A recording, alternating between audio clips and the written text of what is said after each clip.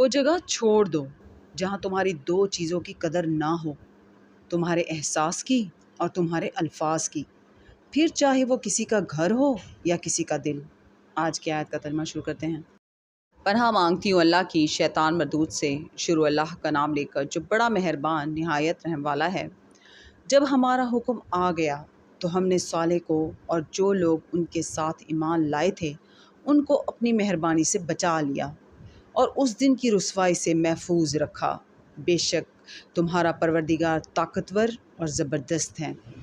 اور جن لوگوں نے ظلم کیا تھا ان کو چنگھاڑ کی صورت میں عذاب نے آ پکڑا تو وہ اپنے گھروں میں اوندھے پڑے رہ گئے، گویا کبھی ان میں بسے ہی نہ تھے۔ سن رکھو کہ سمود نے اپنے پروردگار سے کفر کیا، اور سن رکھو سمود پر پھٹکار ہے۔ اور ہمارے فرشتے ابراہیم کے پاس بشارت لے کر آئے تو سلام کہا، انہوں نے بھی جواب میں سلام کہا۔ ابھی کچھ وقفہ نہیں ہوا تھا کہ ابراہیم ایک بھنا ہوا بچڑا لے آئے۔ جب دیکھا کہ ان کے ہاتھ کھانے کی طرف نہیں جاتے، یعنی وہ کھانا نہیں کھاتے، تو ان کو اجنبی سمجھ کر دل میں خوف کیا۔ فرشتوں نے کہا کہ خوف نہ کیجیے، ہم قوم لوط کی طرف ان کے ہلاک کرنے کو بھیجے گئے ہیں۔ صدق اللہ العظیم۔